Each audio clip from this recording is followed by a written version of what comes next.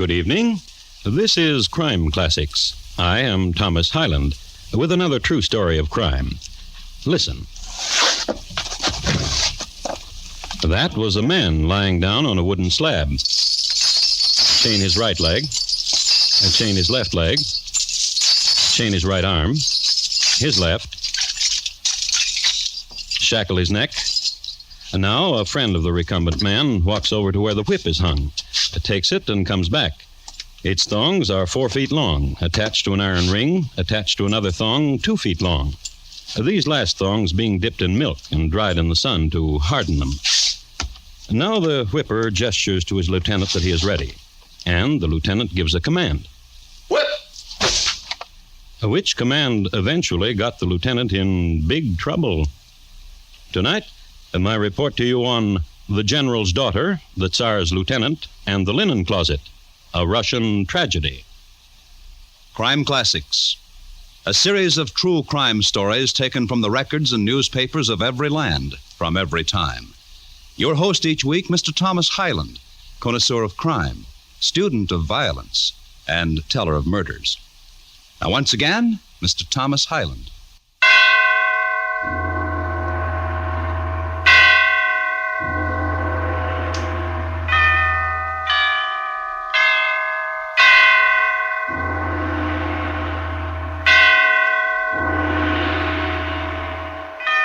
Catherine the Great had just died, and the great bells of St. Petersburg tolled their requiem. Tolled again the ascension to the throne of Paul I. Paul, as you know, was a trial to the Russian people, and what with him and the awful stretches of the steppes, many songs were written about death and broken hearts and treachery in the home. Vodka, first condemned as an opiate of the people, came into its own during Paul's reign. Too, Russian troops had taken their first defeats in the Alps, and returning to St. Petersburg, told of giants 8 feet tall. Closer to 9 feet. Or closer to 9 feet, according to Lieutenant Fyodor Romayev, as he told it to the general and his daughter. And standing like eagles on the crags of the Alps. Does such talking bring flutters to you, daughter? Do you wish him to desist? Oh, no. Vanyenka Alexandrovna Chermayev, I do not wish to offend Fyodor you. Petrovich Romayev, please continue. The bravery of yourself and your men who died all about you brings all at once gladness and sadness to me. Almost 9 feet tall, struck terror in the hearts of all of us. Even you, Fyodor Petrovich? I do not like to say. Then I will say it. Since I was friend to your father, Grigor Stepanovich Romayev, general of the Russians, I know there could be no fear in you, his son. I thank you, my general. That I could have stood at your side. But I am too old. Too old. Oh, Father, do not say. Too old. Old. The old vines wither and know not springtime, nor grapes. I kiss you, Father. And now see, it is past your bedtime. True. Then go. Go. Fyodor Petrovich, I fly into your arms. Oh, the ecstasy that you've come back. Vanyenka Yablushka, little apple. How the memory of you warmed me where there was ice and mountains. I kiss your dear lips. Yet Yet what? I am a defeated soldier. No. Not to you, Vanyenka? There is victory yet, Fyodor. No less in the Alps than here. Go to my father. Ask him for my hand in marriage. Dare I? Does the thought of it frighten you? To face my father and ask him for me? You are his only joy, his only child. And you are frightened. You who faced men 9 feet tall. Some of them closer to 10. Many of them. Then what fright could you have? I will ask him. When? Soon. Now, hold me. Hold me. So cold it was in Switzerland and lonely.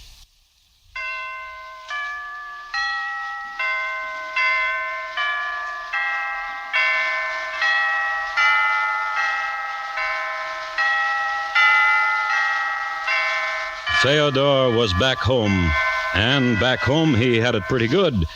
Because he was the son of General Chermayov's best, though dead, comrade-at-arms, the youth was given an apartment in the general's palace, which eventually led to more than a nodding acquaintance with the general's wine cellar, the general's library, and the general's daughter, Vanyinka. A few words about Vanyinka. She was beautiful. Great black eyes, straight nose, lips that drew back slightly at their corners in sympathy with a disdainful expression on her face. Her manner was proud and unapproachable, goddess-like. Yet all was not caviar and sour cream, as the saying went. Fyodor, Yes, little apple? when will you ask my father for my hand? Kiss me. No.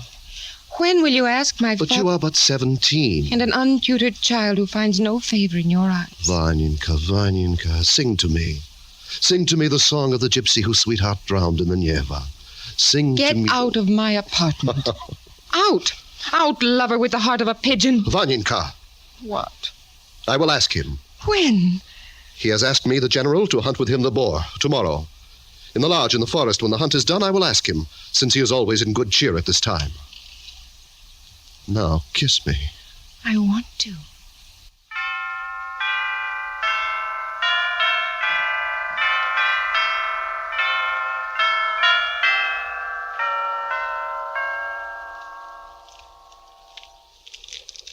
So rest, Chadova, rest, beautiful beast, child of the wolf and child of the dog.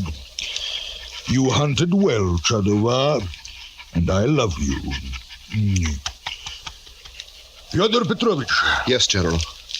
you are a good lad. You please me, lad. In you I see myself in youth. General, What? of Vanyinka. Oh, Vanika, my ruby, my delight. I wish to marry her. You wish to marry her. Exactly. My soul longs for her. Alas, Alas? too late. Too late. But 2 days ago, What? I gave her hand to Vasily Vasilovich, favorite of the Tsar. In 6 months, when Vaninka is 18, she will marry Vasily Vasilovich. That is terrible. Your heart is broken. Alas. You think of the Neva. Yes. Too late. Too late.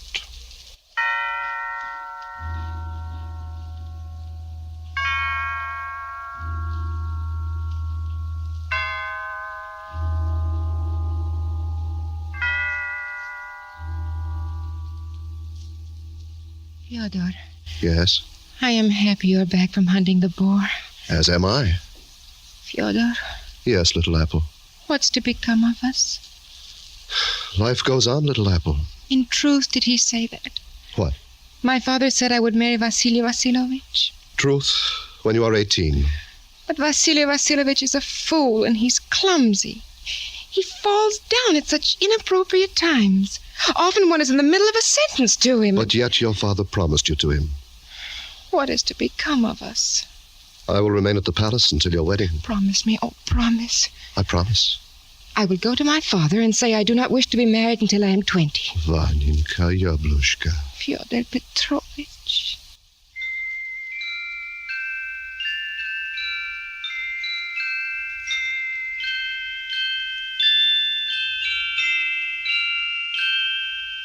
And then, the next day, a small thing happened. Gregory Litnoy, a servant in the palace, spilled some soup on the handsome new gown of Vaninka, which ruined it, beet stains being impossible to remove at this time, which caused Vaninka to become furious. Flog him!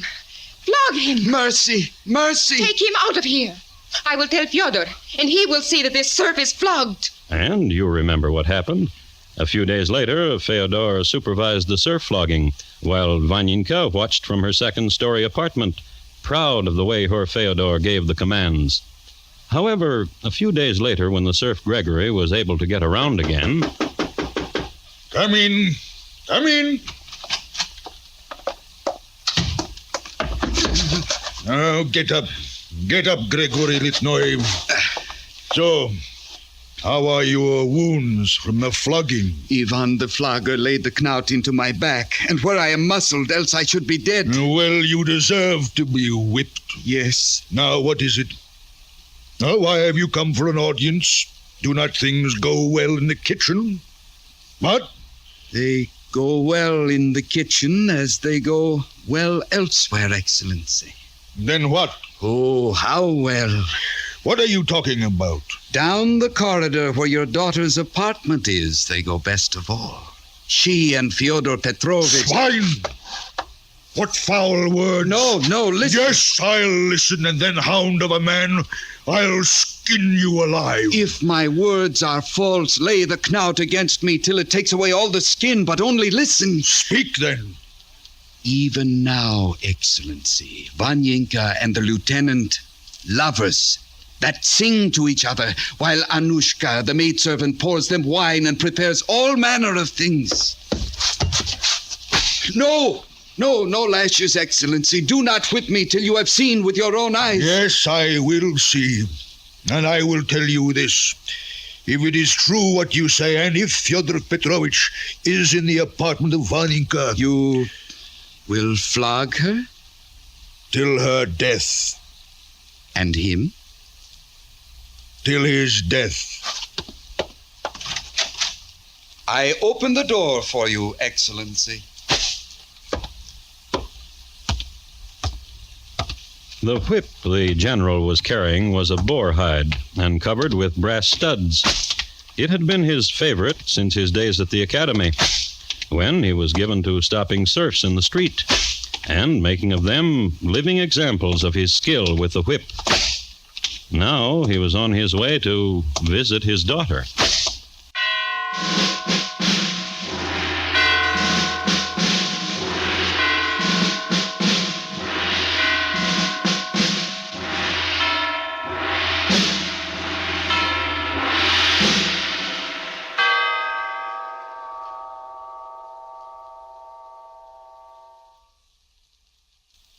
You are listening to Crime Classics, and your host, Thomas Hyland.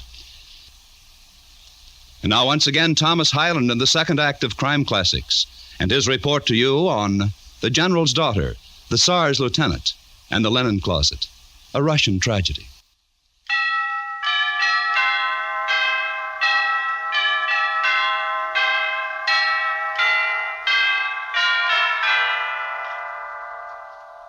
St. Petersburg in the first year of the 19th century. A young city then, less than 100 years old. Created and built by Peter the Great, it boasted fine cathedrals and canals, and a headsman's chopping block second to none. It was in this city, in this era, you'll remember, which gave to the Russian court the Suvarov sisters, Anna and Fanya, who confounded and delighted and who sent to an early grave the false Dmitri.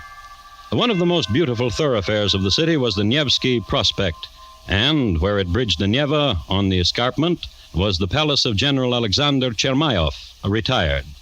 At the moment, he was on his way to flog his daughter to death, and her lover too, which young people were even now at byplay. My turn now. Anushka! Coming, Vanyika Alexandrovna. The eggs are boiled to hardness. My turn. Now, what design shall I paint on this one? Cherubims and doves. Good. Oh, good. Vaninka! Your papa. Fyodor Petrovich. If he finds me here... Vaninka! Alexandrovna! Yes, Papa. Open the door. A moment, Papa. Open the door. Quickly, Fyodor, in the linen closet. Yes. Get in. Now lie down. Anushka, get linen. Put linen on top. Cover him. It is I, General Alexander Chermayev. I demand it. Open the door to your papa. In a second, Papa. Quickly, Anushka, quickly. It is done. Put down the door and close it. Now lock it. Now sit on it. Yes.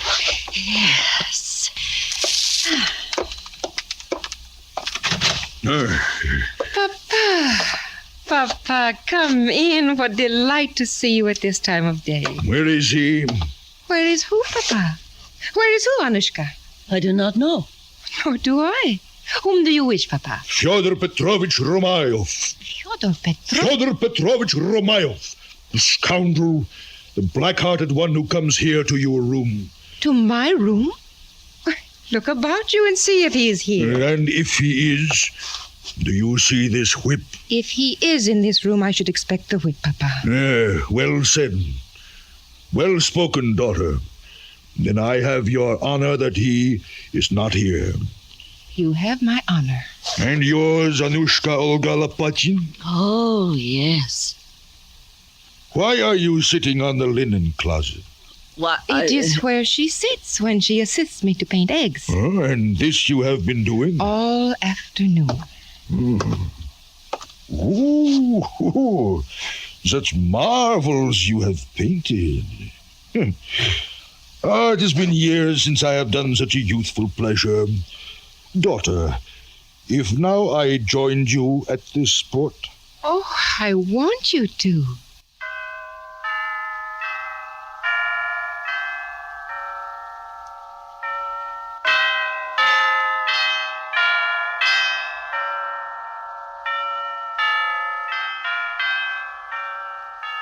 And it's being just before Easter, and since it was the custom for the masters to supply the serfs with gaily colored eggs, father and daughter painted while Anushka boiled and brought. And there was conversation. Fyodor has asked me for your hand, Vaninka. Yes, I know. I informed him when you are 18, you will marry Vasily Vasilovich. Can I not wait until I'm 20? On the day that you are 18. And so it went. 3 hours, talk, tea, painting. Then the general got up. It has been a pleasure, Vaninka. I will see you. Now quickly, Anushka. Open the linen closet.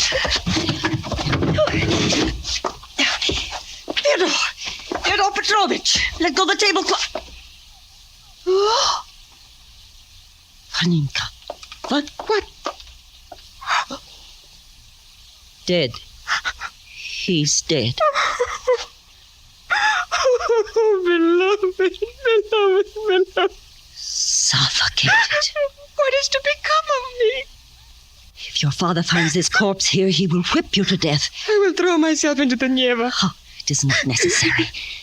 My brother Ivan... What can he do? He will dispose of Fyodor in such a way... Oh! Do not worry your pretty head. He has disposed before. I know. Oh, do not sob. Do not cry. The dead are dead.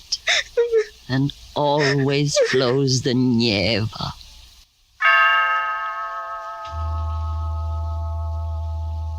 I must tell you that Ivan, the brother of Anushka, is the same Ivan who flogged Gregory. And Gregory, you'll remember, is the same Gregory who snitched on Vaninka Alexandrovna and Fyodor Petrovich. And now the way Ivan disposed of Fyodor's body was this. Since there was still ice on the Neva, he cut a hole in it and stuffed the body into the icy waters. The cold wind quickly froze shut the ice again, and Fyodor's body, flowing with the swift current of the river, some time later entered the Gulf of Finland. For this arrangement, Ivan received 1,000 rubles, the fee agreed upon, plus an extra 1,000 blackmail, which last set a precedent. Vaninka was forced to pay Ivan money whenever he demanded it.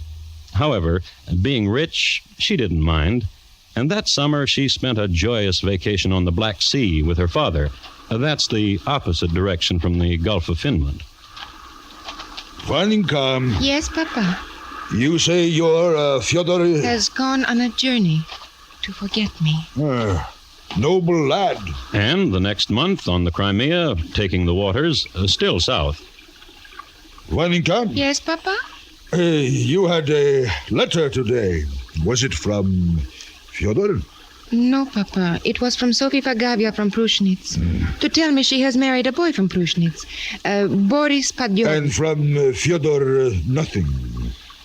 Nothing. And in the Ukraine, after the festivals were over, coming home. Vaninka, Yes, Papa? I liked Fyodor.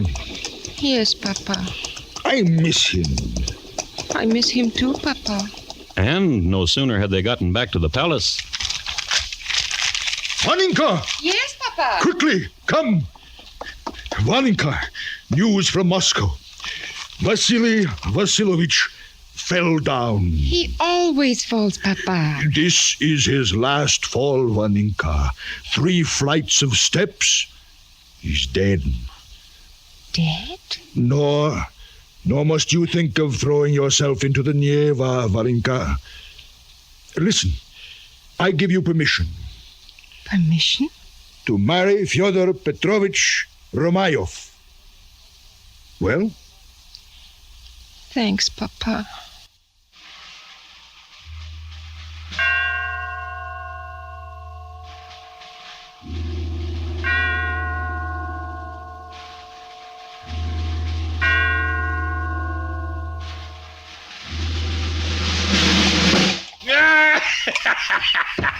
Vodka is the best way to eat potatoes, and this inn serves the best potatoes. Agreed? Agreed.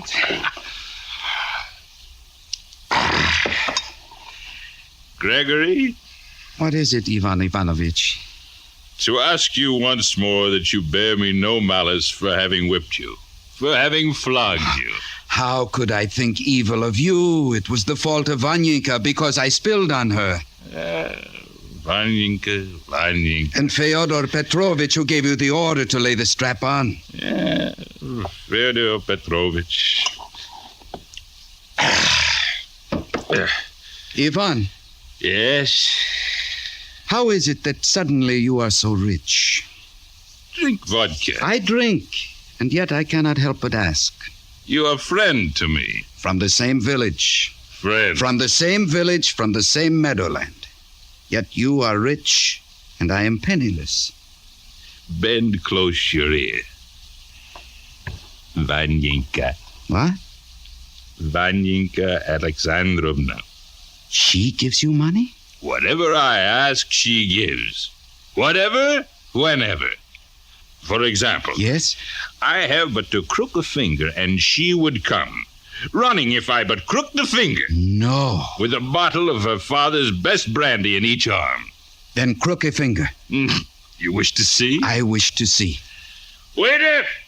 Waiter, come here. Here are 10 rubles. Go to the Chermayev Palace and ask of Vanyinka. Tell her you are of me, and that I wish her here, at once, with brandy, her papa's brandy, at once.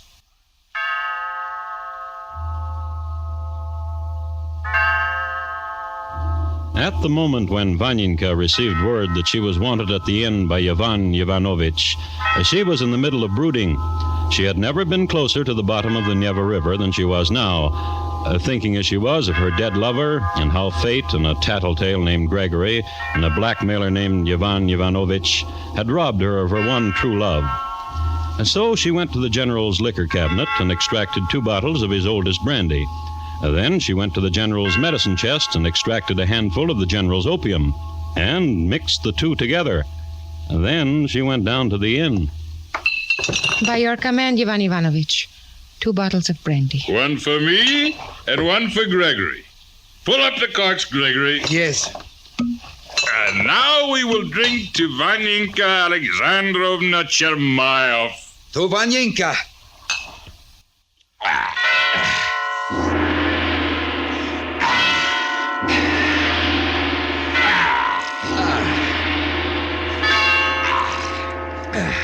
They drank, and they drank, and Vanyinka watched. Then they passed into the land of poppy dreams, and Vanyinka watched. Everyone else went home until all who were left in the inn were a dozing proprietor and the 2 dreamers, Ivan and Gregory, and Vanyinka. who stopped watching, who went over to the fireplace and took a burning brand and set fire to the place. The inn burned well, and everything that was in it. Then Vanyinka took a walk. And so it is done, lover. Fyodor Petrovich, you are now avenged. Those who caused your death are dead now. So sleep, Fyodor Petrovich, sleep. And soon, who knows, I will be in your arms again. Gently, gently flows the Neva. Neva, mother of rivers, where do you go? Soft the silver light on your kindly bosom. Mother of rivers, take me, hold me.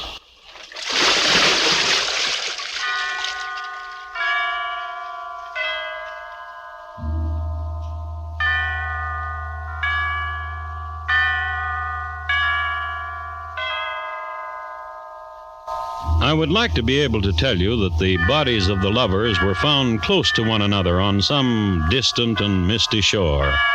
But I cannot. Vanyinka did not drown. She was saved by a young man passing by.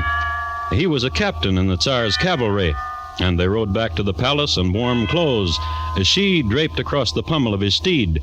He proposed marriage as soon as he saw her house. She refused. He rode away to the north, crying. Vanyinka locked herself in her room and never came out again, except for her father's funeral a week later.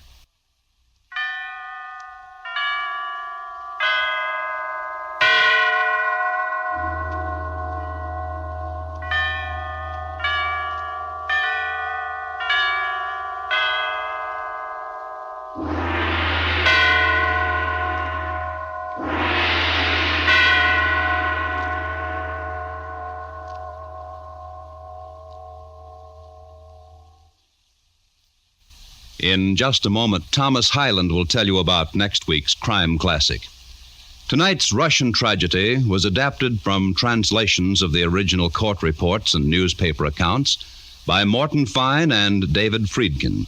The music was composed and conducted by Bernard Herrmann, and the program is produced and directed by Elliott Lewis. Thomas Hyland is portrayed on radio by Lou Merrill. In tonight's story, Lillian Baeff was heard as Vanyinka, John Daner is the general, and Hy Averback is Fyodor. Featured in the cast were Vic Perrin, Barney Phillips, and Irene Tedrow. Bob Lamont speaking. And here again is Thomas Hyland. Next week, Manchester, England, in the year 1826. At that time, the Norwich Union boys really knew how to put out a big fire. They were also adept at snuffing out smaller flames. It's listed in my files as James Evans, fireman. How he extinguished a human torch. Thank you. Good night. On the CBS Radio Network.